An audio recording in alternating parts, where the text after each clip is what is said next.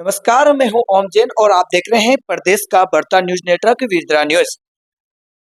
2023 आम चुनाव विधानसभा के संपन्न हो गए हैं।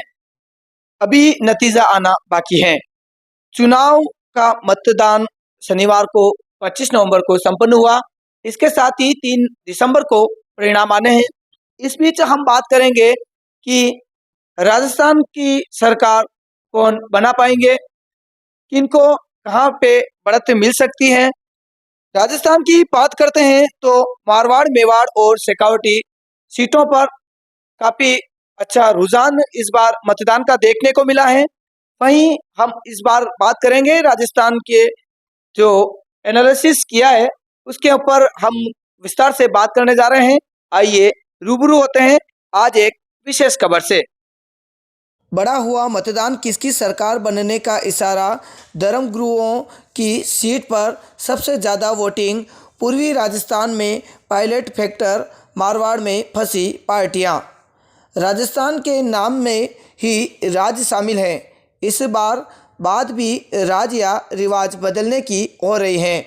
मतदान खत्म होने के बाद इसका लगभग जवाब भी मिल गया है। राजस्थान में वोट प्रतिशत बढ़ने से भाजपा काफ़ी खुश हैं, तो कांग्रेस भी अंडर करंट की गारंटी से उत्साहित हैं। सबके अपने अपने दावे हैं। हालांकि दोनों दलों को 8 दिन का इंतज़ार करना पड़ेगा। मारवाड़ में कहते हैं भूखो तो दापियों ही पतीजे, यानी भूखा तो पेट भरने के बाद ही संतुष्ट होता है। 3 दिसंबर को मतगणना के बाद दोनों दल में से किसी एक की सत्ता की भूख शांत हो जाएगी। 25 नवंबर को हुए मतदान से कई ट्रेंड समझ आ रहे हैं। वहीं हर बार की तुलना में इस बार का चुनाव बड़ा दिलचस्प और पेचीदा था। दिलचस्प इसलिए कि प्रदेश में के इतिहास में जितने भी चुनाव हुए हैं वो भाजपा, कांग्रेस या मुख्यमंत्री, पूर्व मुख्यमंत्री के बीच होते हैं, लेकिन इस बार प्रधानमंत्री नरेंद्र मोदी और अशोक गहलोत के बीच ही मुख्य मुकाबला रहा। इस चुनाव में कुछ चीज़ें एकदम क्लियर हैं। इससे तिजारा और पोखरण सीट के मतदान प्रतिशत से समझ सकते हैं। यहाँ 80% से अधिक मतदान से साफ है कि ध्रुवीकरण हुआ है। दूसरा, बड़े नेताओं के सीटों पर वोटिंग प्रतिशत बढ़ने के भी संकेत हैं। या तो इतना मतदान उन्हें हराने के लिए हुआ या जिताने के लिए। गहलोत की सरदारपुरा सीट पर मतदान 2.59% तक घटा है। इसका असर जीत हार के मार्जिन पर नजर आएगा। कांग्रेस नेता गोविंद सिंह डोटासरा, शांति धारीवाल, अशोक चांदना की सीटों पर मतदान के रुझान टक्कर वाले रहे। यहाँ परिणाम कुछ भी हो सकता है। भाजपा में भी राजेंद्र राठौड़, वासुदेव देवनानी, सतीश पूनिया और नरपत सिंह राजवी जैसे नेताओं के परिणाम भी स्पष्ट नहीं कहे जा सकते। वहीं एक एनालिसिस से समझ सकते हैं आखिर मतदान में हवा का रुख क्या रहा। राजस्थान के चुनाव को समझना है तो पहले प्रदेश के राजनीतिक गणित को समझना होगा। इस इलाकों के हिसाब से देखें तो पिछली बार कांग्रेस सरकार बनाने में पूर्वी राजस्थान का महत्वपूर्ण योगदान था। यहाँ 39 सीटों में से सिर्फ 4 भाजपा के पास आई, बाकी कांग्रेस और अन्य के पास थी। बसपा के विधायक कांग्रेस में शामिल हो गए और निर्दलीयों ने भी कांग्रेस सरकार को समर्थन दे दिया था। इस बार भाजपा को भी सबसे बड़ी उम्मीद पूर्वी राजस्थान से है। पिछली बार की तुलना में यहाँ मतदान भी चौंकाने वाला है। यहाँ दोपहर 2 बजे तक ही यहाँ रिकॉर्ड तौर 40% वोटिंग हो चुकी थी। स्वभाव और तासीर से समझ आ रहा है कि ये इलाका पिछले चुनाव की तरह चौंका सकता है। हालांकि 3 दिसंबर को पता चल जाएगा कि यह वोट बैंक पिछली बार की तरह एक तरफा कांग्रेस की ओर गया या बढ़ गया। इसको लेकर ग्राउंड पर हमें 2 फीडबैक मिले। पहला यह कि सचिन पायलट के साथ जो अन्याय हुआ उसे लेकर एक वर्ग के मन में बदले की ललक दिख रही थी। दूसरा यह कि भाजपा ने ज़बरदस्ती राजेश पायलट और सचिन पायलट को लाकर गलत किया। इससे समाज में नाराजगी हो गई। 24 घंटे पहले भाजपा और कांग्रेस के राजनीतिक फायदा लेने के लिए पायलट का इस्तेमाल तो कर लिया, लेकिन जनता किस पक्ष में फैसला देती है यह देखना होगा। हालांकि इतना तय है कि कांग्रेस यहाँ 2018 जैसा संभवतः प्रदर्शन नहीं कर पाए। पूर्व राजस्थान की ये सीटें बहुत कुछ तय करेगी। शेखावटी को लेकर कहा जाता है कि यहाँ मतदाता बेहद समझदार हैं।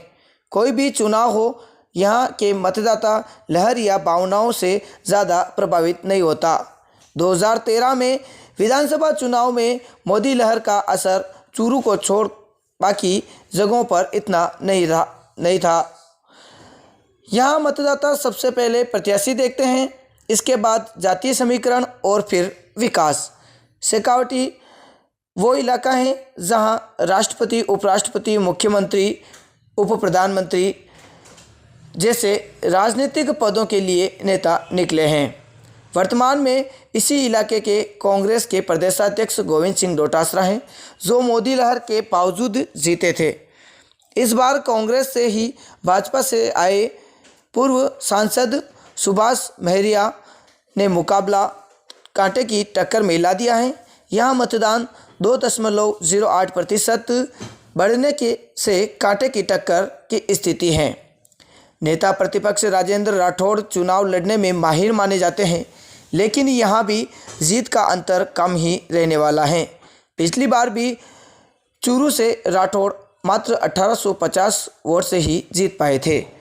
शेखावटी के 3 जिलों सीकर, चूरू और झुंझुनू में विधानसभा की कुल 21 सीटें हैं। सभी का अपना गणित, लेकिन यह तय है कि हर बार कांग्रेस के पाले में रहने वाला शेखावटी इस बार भाजपा की हवा से अछूता नहीं रहा। हालांकि 3 सीटों पर अन्य दल और 2 सीटों पर बागी भाजपा के लिए मुश्किल पैदा कर रहे हैं। मुख्यमंत्री अशोक गहलोत इसी इलाके से आते हैं। मारवाड़ में शामिल जोधपुर, पाली, जालोर, सिरोही, जैसलमेर, बाड़मेर और नागौर की 43 सीटों पर इस बार मुकाबला फंस गया है। यह इलाका राष्ट्रवाद और हिंदुत्व के रंग में इस बार ज़्यादा ही रंगा नज़र आ रहा। इससे भी खतरनाक स्थिति निर्दलियों की बनी हुई है। यहाँ हालात काफ़ी बदले हैं, लेकिन कुछ सीटों पर पहली बार रोचक स्थिति खड़ी हो गई। अभी कांग्रेस के पास 22 और भाजपा के पास 16 सीटें हैं। हवा के रुख के हिसाब से कांग्रेस की सीटों में ज़्यादा बढ़ोतरी नहीं दिख रही। शिव पोखरण, गुडामालानी, सूरसागर, नागौर, खींवसर, डीडवाना जैसी सीटों पर नतीजे देखने वाले होंगे। मारवाड़ की 43 सीटों में सबसे ज़्यादा सीट जीतने वाली पार्टी सत्ता तक पहुँच चुकी है। 2013 चुनाव में कांग्रेस इसमें 3 सीट ही जीत पाई। पिछले चुनाव में कांग्रेस ने 22 सीटें जीती। बाड़मेर, जैसलमेर की 9 सीट में से 8 कांग्रेस के खाते में गई। इस चुनाव में बाड़मेर, जैसलमेर सीट पर कांग्रेस की संख्या घटने का अनुमान लगाया जा रहा। बीजेपी का दावा यहाँ 30+ सीटों का है। 2 सीट अन्य के खाते में भी जा सकती हैं। इन सीटों पर कांग्रेस ने 7 विधायकों को रिपीट किया है। स्थानीय विधायकों को लेकर लोगों में गुस्सा कहीं ना कहीं पिछड़ने की वजह हो सकती हैं। जोधपुर ज़िले में इस बार कांग्रेस को 3 से 4 सीट पर संतोष करना पड़ सकता है। 6 सीट बीजेपी और 1 सीट आरएलपी के पास जा सकती हैं। पाली और सिरोही ज़िले में इस बार भी कांग्रेस के 13 में से नाम मात्र की सीटें हासिल कर पाई हैं। गहलोत ने यहां अपने 3 खास लोगों को टिकट देकर चुनाव लड़ाया, लेकिन जो रुझान मिल रहा है उससे लगभग तय है कि हार का अंतर कम ही रहेगा। एक और ख़ास बात, इन इलाकों में वोटिंग का प्रतिशत कम रहा है। ये कांग्रेस के लिए ज़्यादा खुशी की बात नहीं है, क्योंकि यहाँ भाजपा भारी मतों से जीतती है। ऐसे में हार का अंतर कम हो सकता है।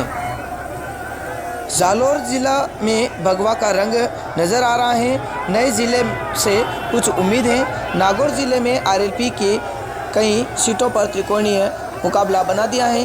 मकराना की एक सीट के अलावा राजनीतिक पंडित अभी कहीं पर दाव नहीं लगा रहे हैं। ये इलाका टिकट वितरण के बाद लगातार हॉट बना हुआ है। कहा जाता है कि जो मेवाड़ को जीत लेता है उसकी सरकार बनती है। हालांकि 2018 में चुनाव में यह बात बदल गई। मेवाड़ वागड़ की 28 सीटों में से सर्वाधिक 14 सीट भाजपा के पास और 11 सीट कांग्रेस ने जीती, लेकिन सरकार कांग्रेस की बनी। हालांकि यहां भाजपा पिछले चुनाव की तरह आगे रहने में भारी दिख रही है। गुलाबचंद कटारिया की कमी से उदयपुर में घमासान वाली स्थिति हो गई, लेकिन बहुचर्चित कन्हैयालाल मामला इस इलाके को प्रभावित कर रहा है। मेवाड़ में सबसे रोचक मुकाबला राजसमंद के नाथद्वारा में कांग्रेस के सीपी जोशी और भाजपा के महाराणा प्रताप के वंशज विश्वराज सिंह मेवाड़ के बीच है। यहाँ मतदान 1.76% बढ़ने से लग रहा है मुकाबला टक्कर का है। वहीं बात करें राजस्थान की एक और हॉट सीट चित्तौड़गढ़, जो कि ऐसी सीट है जहां के परिणाम कुछ भी हो सकते हैं। भाजपा के बागी विधायक चंद्रभान सिंह आकिया निर्दलीय खड़े हैं। उन्होंने भैरव सिंह शेखावत के दामाद राजवी को संकट में डाल दिया है।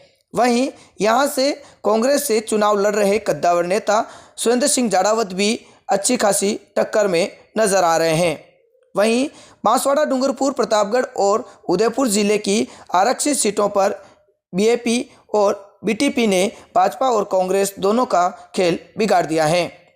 पिछले 4 चुनाव में सीएम फेस रही वसुंधरा राजे को लेकर लोगों के मन में जितने सवाल उठे होंगे उतने ही सवाल खुद राजे के मन में भी उठे होंगे। इस चुनाव में भाजपा ने उन्हें चेहरा नहीं बनाया है। भाजपा सीएम फेस बनाए या न बनाए, इससे इस क्षेत्र के वोटर्स पर कोई प्रभाव नहीं पड़ता, क्योंकि यह क्षेत्र भाजपा के राज्य का प्रभाव क्षेत्र है। वर्ष 2013 में भाजपा की आंधी चली थी। मोदी लहर और राज्य फैक्टर दोनों सिर चढ़कर बोले थे। 2018 में खान घोटाले सहित अन्य भ्रष्टाचार के आरोप, उम्मीद जितनी भर्तियां नहीं निकलने व कोर्ट में अटकने पर युवा आक्रोश, खिलाफत में लगे नारों का असर यहाँ रहा। इससे भाजपा को यहाँ नुकसान हुआ, लेकिन उनके गृह जिले की एक भी सीट को कांग्रेस छू नहीं पाई। इस चुनाव में आखिर में टिकट मिलने वाले यूडीएच मंत्री शांतिलाल धारीवाल और प्रहलाद गुंजल के कारण कोटा उत्तर मंत्री प्रमोद बाया के कारण अंता मंत्री अशोक चांदना और पूर्व मंत्री प्रभुलाल सैनी हिंडोली जैसी सीटों पर रोचक मुकाबला है। वहीं बात करें अजमेर उत्तर विधानसभा क्षेत्र की, जहां भाजपा प्रत्याशी वासुदेव देवनानी, कांग्रेस प्रत्याशी महेंद्र सिंह ललावता, निर्दलीय प्रत्याशी ज्ञानचंद सारस्वत। अजमेर उत्तर विधानसभा क्षेत्र में ऐसा इलाका है जहां मतदाता लहर व भावनाओं से भी प्रभावित नहीं होता। उम्मीदवार की छवि और जाति ही जीत की गारंटी है। बीते 20 सालों के आंकड़े इसकी गवाही देते हैं। दोनों सीटों पर भाजपा है, अन्य सीटों पर कुछ ऐसा ही हाल है। अजमेर संभाग में 29 सीटें हैं। नागौर जिले की 10 सीटें छोड़ दो तो कुल 19 सीटें हैं। अजमेर में 8, भीलवाड़ा में 7 व टोंक में 4 सीट। अजमेर को भाजपा का गढ़ माना जाता है।